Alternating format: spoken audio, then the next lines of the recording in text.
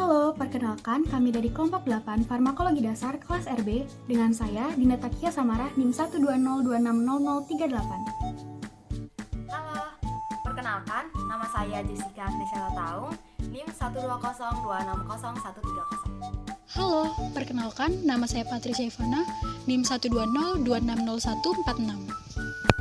Saya Pipin Agustin, NIM 120260019.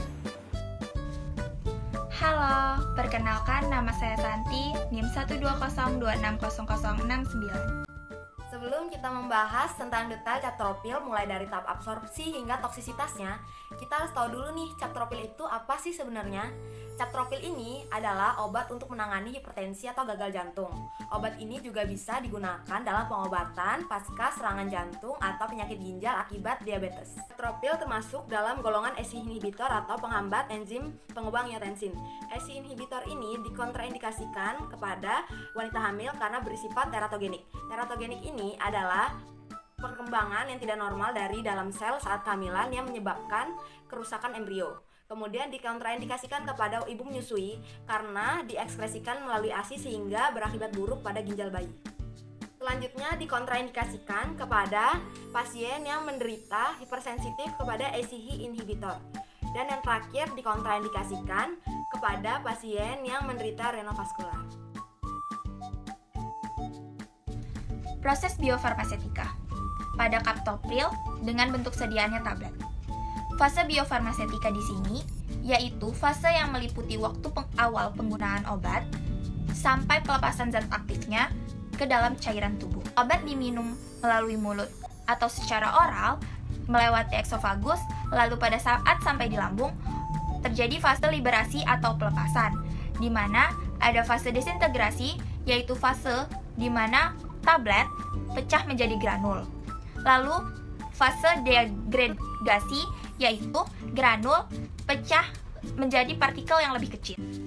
Kemudian terjadi pelepasan zat aktif dari pembawa, kemudian terlarut atau mengalami proses disolusi. Saat obat sudah siap untuk diabsorpsi, maka obat akan mengalami fase farmakokinetik.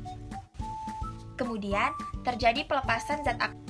Captopril mempunyai kelarutan yang baik, mudah larut dalam 250 ml air pada pH 1-8 dan permeabilitasnya rendah, absorpsinya kurang dari 90%.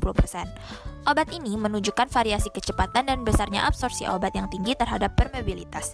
Jika disolusi obat cepat, maka variasi tersebut dapat disebabkan oleh perubahan fisiologi atau permeabilitas membran yang lebih baik daripada faktor bentuk dosis. Setelah kita mengetahui profil obat dan kontraindikasi, kita belajar yuk bagaimana proses penyerapannya. Captropil ini merupakan obat yang larut dalam air. Menurut Sweetman 2009, captropil ini dapat diabsorpsi di saluran cerna sekitar 60-75%. Namun, bila adanya makanan dalam lambung kita, itu akan menyebabkan penurunan hingga 30-40%.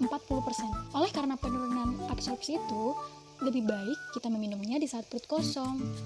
Nah, perlu kita ketahui, captropil ini memiliki bentuk sediaan controlled release, yakni pelepasan terkendali, di mana ia akan bertahan pada saluran cerna sekitar 8-12 jam. Oleh karena itu, sebaiknya kita meminumnya sesuai anjurannya, supaya obat dapat terabsorpsi dengan baik dalam tubuh kita.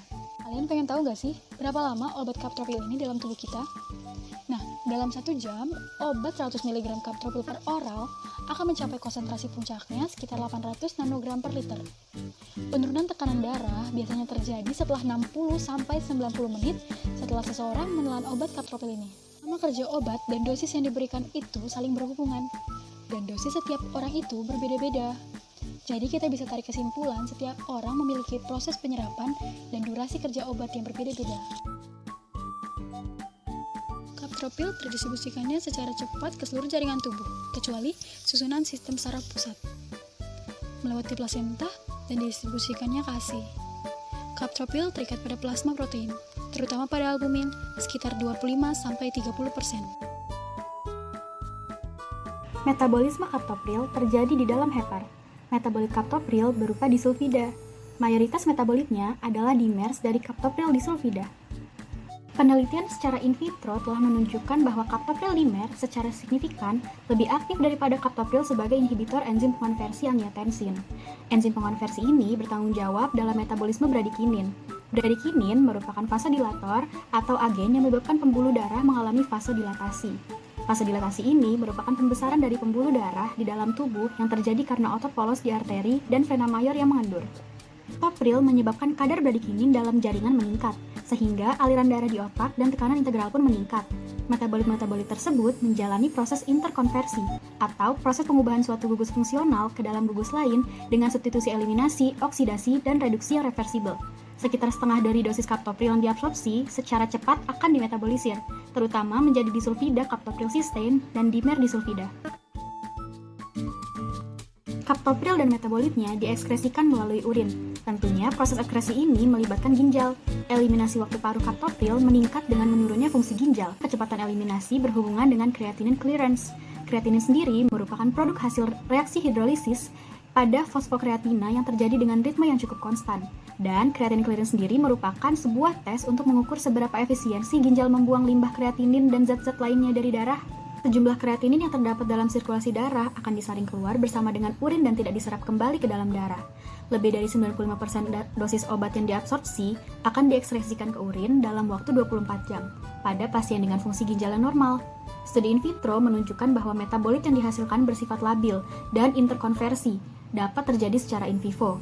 Sekitar 40-50% dari obat yang diekskresikan ke urin berupa captopril yang tidak berubah.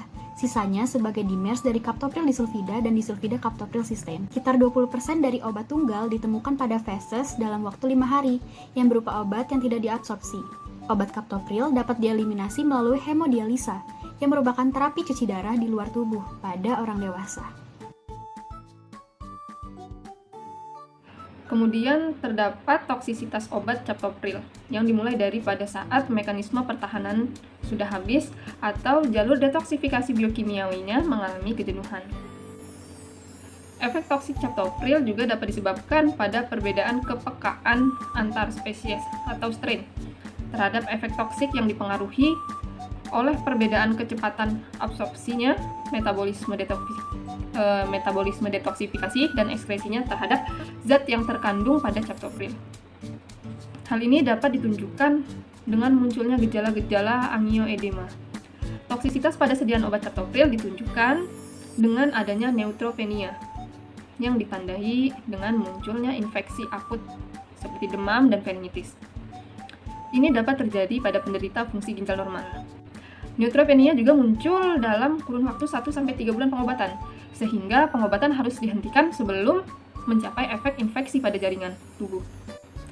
Pemakaian pada wanita hamil trimester kedua dan ketiga juga dapat menimbulkan gangguan hipoplasia tengkorak, neonatus, anuria, hingga gagal ginjal reversibel ataupun irreversibel pun bisa mencapai kematian, sehingga perlu dilakukannya observasi secara intensif.